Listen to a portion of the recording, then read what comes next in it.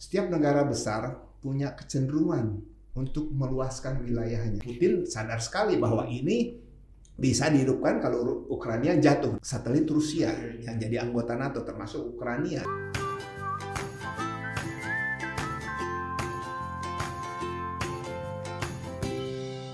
Ini udah deh, langsung aja. Oke, Assalamualaikum warahmatullahi wabarakatuh. Waalaikumsalam warahmatullahi wabarakatuh.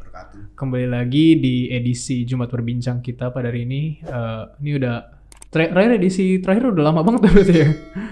Oke, di sini saya Christian Jeremy akan memandu jalannya diskusi kita ke berapa menit ntar ya. Nah, tadi di inilah ditakar ya. Nah, pada kali ini kita kedatangan Pak Syuair Effendi selaku Direktur Musik Indonesia, Pak ya? Iya. Oke. Gimana Pak kabarnya, Pak? Baik, alhamdulillah. Terima kasih. Oke. Nih, jadi kita mau ini nih Pak, ngobrol-ngobrol asik aja, Pak. Iya. Oke. Mungkin yang kita udah ikutin di sosial media, di media, mass media yang kita ikutin lah Pak ya, terkait isu invasi Rusia di Ukraina Pak ya, di kawasan Donbas nih Pak ya. Iya. Banyaklah persepsi dari kalangan masyarakat kita gitu kan, terutama anak muda nih Pak. Banyak opini yang mereka sampaikan, bahkan ada miskonsepsi gitu Pak ya, terkait dinamika isunya gitu. Nah, kurang lebih kira-kira nih awal mula tuh gimana sih Pak? Gimana awal mulanya Rusia bisa nginvasi Ukraina nih Pak? Iya. Awalnya tuh gimana Pak? Baik. Mungkin bisa ini nih Pak. Sebetulnya ceritanya cukup panjang, tapi saya akan bagi beberapa hal. Pertama, jika kita mau mengerti mengenai invasi Rusia ke Ukraina, kita harus mengetahui dulu sejarahnya. Iya benar. Saya hendak sitir perkataan Henry Kissinger, mantan penasihat dan mantan luar negeri Amerika Serikat. Dia mengatakan bahwa setiap negara besar punya kecenderungan untuk meluaskan wilayahnya. Entah itu dengan alasan ekonomi, entah alasan untuk misi, perluasan bahan mentah, dan lain-lain. Amerika juga memperluas wilayahnya nih. Meksiko, Nevada, California, dan lain-lain. Sehingga luas. Demikian juga kerajaan Kekaisaran Rusia, Tsar Rusia, kemudian Utsmaniyah Turki, kemudian Romawi, dan juga Prusia waktu itu nama Jerman, dan juga Habsburger monarki itu Hungaria dan Austria. Nah, dari situlah kita melihat waktu itu setelah kita paham bahwa negara-negara besar atau imperium itu selalu cenderung melakukan perluasan wilayahnya. Kita meningkat ke situasi Perang Dingin. Setelah Uni Soviet mengalami implosion dan hancur, berubah menjadi Rusia, negara-negara satelitnya yang dulu tergabung dalam Pakta Pertahanan Pakta Warsawa itu bergabung dengan NATO. Demikian juga sebagian bergabung dengan Uni Eropa. Dan disinilah kita melihat bahwa janji Amerika ketika bertemu dengan Gorbachev setelah Perang Dingin berakhir itu bahwa mereka sepakat, Gorbachev sepakat dengan Amerika dan Uni Eropa bahwa kita membangun rumah bersama Eropa. Jangan ada perang lagi. Dan Amerika menjanjikan juga tidak ada perluasan NATO. Rusia waktu itu sangat lemah keadaannya, ekonominya, sehingga tidak bisa mempertahankan negara-negara satelitnya, termasuk negara kecil Latvia, negara Baltik, dan juga negara Rumania, Polandia, Bulgaria, Cekoslowakia, dan lain-lain. Dan ini akhirnya mereka masuk NATO. Dan itu Putin, Rusia tidak bisa berbuat apa-apa. Sampai ketika terjadi perluasan ke Ukraina. Disitulah Rusia mulai bereaksi. Dan juga Putin juga bereaksi. Dan ini juga menandakan perekonomian Rusia mulai pulih kembali. Kita mulai melihat perubahan di Ukraina. Di sana 2014 ada revolusi Maidan Dan itu presiden yang pro Rusia, Viktor Yanukovych, akhirnya jatuh dan melarikan diri ke Uni Eropa, ke Rusia. Nah, siapa yang menggerakkan revolusi Maidan itu? Ternyata ada dinas rahasia Inggris dan dinas rahasia Polandia.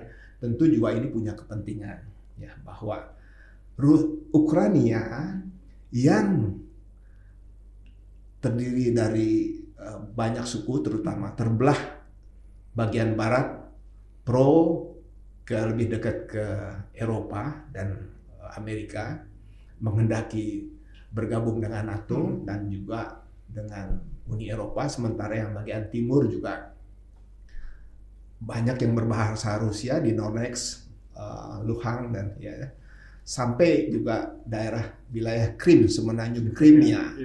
Dan setelah kejatuhan itu Rusia langsung invasi ke Ukraina. Setelah invasi ke semenanjung Crimea. Disitulah akhirnya dikuasai. Di sana sebetulnya ada pelabuhan laut armada Rusia terbesar di Sevastopol.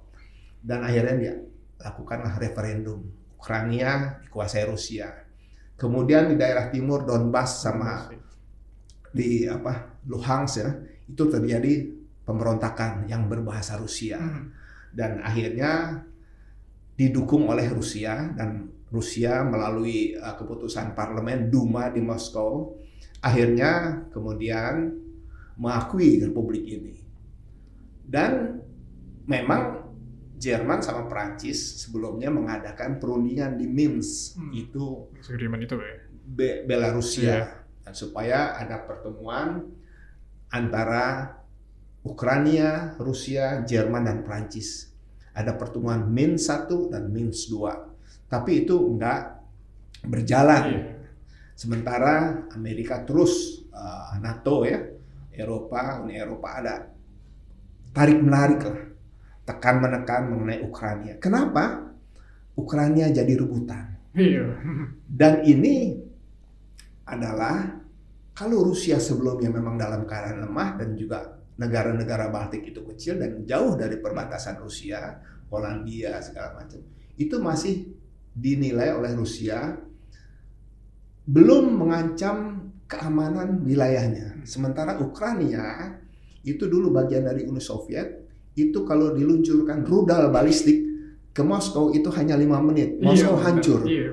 Dan Ukraina dulu termasuk Rusia, kemudian Belarusia, Ukraina, Kazakhstan itu memiliki senjata nuklir warisan Uni Soviet, dan senjata nuklir itu masih ada di Ukraina, tapi udah dicopot lah, nggak bisa ditekan tombolnya. Tapi oleh ahli NATO, Amerika dengan cepat bisa dihidupkan kembali, dan Putin sadar sekali bahwa ini bisa dihidupkan kalau Ukraina jatuh dan masuk jadi anggota NATO. Itu yang Putin tolak. Nggak bisa di halaman rumah saya sendiri ya. Bagaimana coba kalau Rusia ada di Meksiko dengan Kanada mengancam Amerika, apa yang terjadi reaksi Amerika yang mengancam keamanan mereka? Inilah kita lihat. Jadi situasinya sebetulnya demikian. Yang kedua, masalah keamanan, tapi juga yang kedua adalah lebih penting lagi, Ukraina itu negara yang subur. Luasnya 603.000 kuadrat kilometer. Belum dikurangi daerah Ukraina, Crimea itu 500.000. Tapi setelah diduduki Rusia jadi tinggal 600. Ukraina itu negara yang kaya sumber daya alamnya, terutama hasil produksi pertanian, gandum, jagung, dan lain-lain. Itu jadi eksportir terbesar nomor berapa di dunia itu. Salah satunya ekspor gandum ke Cina sama ke Mesir. Jadi ketergantungan dunia termasuk ke Eropa Barat juga itu sangat kuat, tergantung dari ekspor hasil pertanian Ukraina. Dan ini dua hal ini sebetulnya kenapa Cina juga akhirnya bersikap abstain karena ada kepentingan. Demikian juga India abstain dalam hal ini. India 50% persenjataan dipasok Rusia, 50% juga tergantung ekonominya dari Amerika. Sementara Indonesia kan negara non-blok, dan juga sekarang tahun ini justru Indonesia itu jadi tuan rumah G20. Iya. Bagaimana sikap ini seharusnya? Sikap kebijakan luar negeri Indonesia, terutama dalam kasus krisis Ukraina. Yang itu yang disesalkan oleh teman-teman yang dari pengamat internasional lainnya di sini. India, perwakilannya di PBB dengan diplomatis mengatakan, kami menghormati teritorial setiap negara. Sebetulnya dia secara nggak langsung menyalahkan invasi Rusia, tapi tidak menyebut nama Rusia. Inilah kita diplomat Indonesia sebetulnya dituntut kelihayan dalam berbicara, kan? Bukan pendapatnya di dunia internasional. Mengapa ini juga? Juga ini saya pernah bicara dengan teman-teman. Diplomasi Indonesia sebagai negara non-blok harus didukung oleh duta besar Indonesia yang ada di Washington, Moskow, Beijing, London, atau Paris, atau Berlin, atau Brussels. Itu harus dapat masukan. Diplomat Indonesia harus proaktif. Bobot diplomasi luar negeri Indonesia ditentukan oleh juga kekuatan ekonomi dalam negeri dan solidnya politik domestik. Itu ditentukan juga seperti kita di Amerika, Jerman, Perancis, Inggris, Cina maupun Rusia. Itu bobot diplomatik luar negeri suatu negara ditentukan oleh kondisi domestiknya, politik yang solid dan juga kekuatan ekonomi. Kalau kekuatan ekonomi kita lemah, maka kita juga akan tidak banyak suaranya atau bahkan bisa salah langkah di dunia internasional. Nah, ini ada kaitan satu sama lain. Di sini kita lihat mengapa generasi milenial mendukung Putin, mendukung Rusia. Yang saya lihat jadi ada yang membandingkan idiosikrasi antara pemimpin Ukraina dan Rusia gitu kan Pak. Kayak contohnya kayak Rusia, Putin kan mantan agent KGB gitu kan Pak. Sementara si Zelensky kan mantan aktor, komedian gitu kan Pak. Jadi komedian, kayak, jadi apa korelasi ke gaya idiosikrasi mereka gitu Pak. Yang mungkin belum tentu seperti itu Pak ya. Iya. Kira-kira gimana? Iya. Pertama di sini budaya baca itu sangat kurang, sangat. Dari dulu menjadi permasalahan bangsa ini. Kurang baca literatur. Tapi Indonesia nomor 1 dalam menulis di media sosial. Itu juga menurut penelitian YouTube ya. Dan juga bahasanya kasar. Sarkastis, kasar juga ya. Itu. Jadi kembali lagi ke milenial. Mengapa mereka melihat itu? Pertama, mereka lihat Putin itu macho, naik kuda, bagian atasnya buka tanpa pakaian, kemudian berenang, main karate atau main judo, benar-benar macho. Dan itu menjadi idola generasi muda, generasi milenial. Sementara pemimpin di sini kok kelihatan lemah segala macam. Itu ciri khas generasi muda, maunya pak, kan? Sementara Joe Biden juga udah tua, kan? Menteri Luar Negeri Uni Eropa seluruhnya perempuan. Menteri Pertahanan Inggris, Jerman segala macam perempuan. Tapi Rusia macho yang gitu. Jadi permukaannya, kulitnya. Kita dalamin, banyak juga yang melihat, yang survei demikian juga. Kenapa milenial Indonesia demikian? Yaitu utamanya 2. Masalah literasi, ya, kurang baca. Kemudian kedua, mereka menghendaki sosok yang macho. Jadi ciri khas darah muda kan, yang harus gagah. Toxic masculinity kalau kata anak zaman sekarang. Iya, betul. Bisa dibilang kan impact Rusia di negara-negara Eropa kan cukup besar Pak kan? Iya. Kalau nggak salah Rusia itu kan pemasok sebesar 40% impor gas kan? Iya, 50% ekspor. Iya, kurang lebih Pak ya. Nah, itu kan itu pasti akan berdampak besar gitu kan dari terkait pasar kan gitu kan Pak. Betul. Kira-kira gimana Pak ke depannya gitu? Langkah Uni Eropa contoh gitu atau negara Eropa lainnya gitu dalam menyikapi dinamika tersebut gitu. Ya memang sudah sejak lama Jerman sebetulnya dan negara Uni Eropa itu tergantung pasokan gas dari Rusia. Dulu ada Nord Stream 1 dan sekarang Nord Stream 2. Itu akhirnya dibekukan. Padahal pembangunannya udah sampai ke Jerman. Itu untuk memasok kebutuhan gas energi Jerman maupun Uni Eropa. Nah, Ini Amerika melihat ini. Peluang itu. Bukan hanya peluang, ancaman. Iya. Karena ada aliansi terselubung, aliansi jadi kerjasama ekonomi antara Uni Eropa dengan Rusia dan juga dengan China. Jalur kereta api dari China sampai ke Dortmund, dari Tianjin ke Dortmund itu sudah berlangsung lama. Itu dari jalur sutra Eropa udah dibangun. Jadi itu lebih murah sekali itu, dan transitnya di Kazakhstan terus sampai ke Dortmund. Itu produk-produk manufaktur Cina yang murah itu dipasok ke. Sementara Jerman memasok teknologi mutakhir ke China, termasuk robot segala macam. Kemajuan Cina tidak berdiri sendiri. Itu didukung juga oleh kepentingan perusahaan Amerika maupun Eropa. Demikian juga Jerman atau Uni Eropa ke Rusia. Mereka ini interdependency, saling ketergantungan ya. Teorinya itu. Dan itu Jerman mendapatkan bahan mentah dari Rusia, tapi Jerman juga mengekspor industrinya, teknologinya ke Rusia. Di mana Rusia sangat membutuhkan. Itu ada saling ketergantungan dan saling menguntungkan. Iya. Dan juga Uni Eropa sekaligus memperluas pengaruhnya di bawah payung NATO. NATO dengan persenjataan segala macam militer, tapi Uni Eropa memiliki taktik sendiri.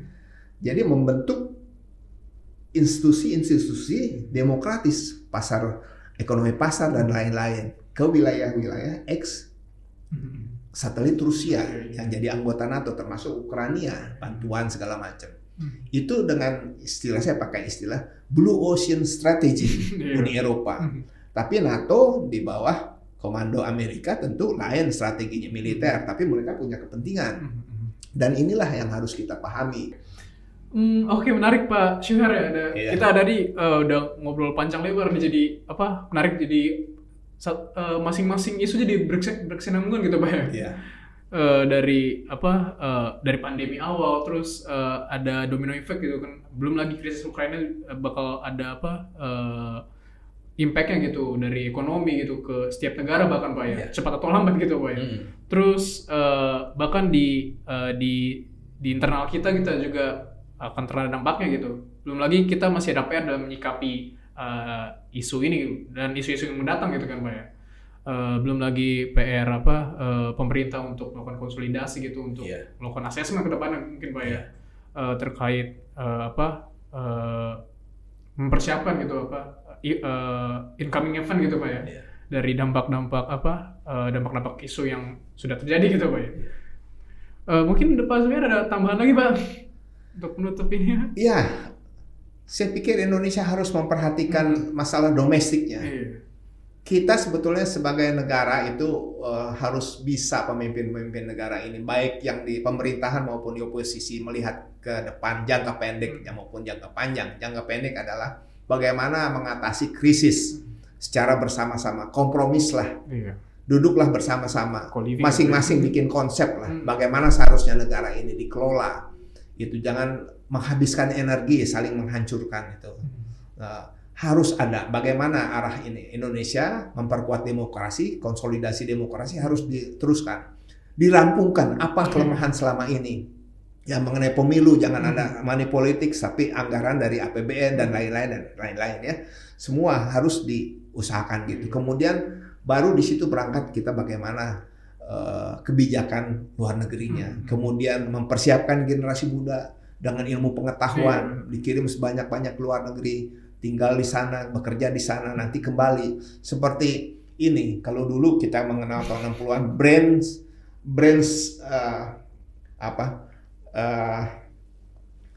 brain drain ya, banyaknya orang-orang ahli dari negara berkembang ke negara-negara barat. Tapi sekarang yang dari misalnya dari negara barat, orang Cina, orang India, balik lagi itu brain circulation ya. Akhirnya udah banyak pengalaman dari negara barat membangun negaranya. Sekarang udah sampai lagi brain gain. Jadi tiap negara mencari otak-otak terbaik. Amerika banyak menyerap otak-otak terbaik. Uni Eropa juga, China juga nggak berdiri sendiri, Jepang juga. Indonesia harus mengirim lebih banyak generasi mudanya. Perbaiki situasi dalam negeri untuk mengatasi krisis kelangkaan minyak, naik gas segala macam. Konsolidasi berarti juga merangkul oposisi. Oposisi juga pemerintah masing-masing mempersiapkan proposal baiknya apa ini ke depan. Duduk sama-sama, jangan menghabiskan energi tidak percuma, saling menghancurkan dan mengasamkan beberapa kepentingan dulu Pak ya. Iya. Untuk apa greater good gitu. Betul. Oke, terima kasih Pak Syura. Terima kasih. Oke, sekian dari diskusi kita di sesi kali ini. Nantikan lagi program-program LP3GS lainnya. Bisa follow di IG kita. Oke, saya Christian Jeremy, mewakili LP3GS, pamit undur diri. Assalamualaikum warahmatullahi wabarakatuh.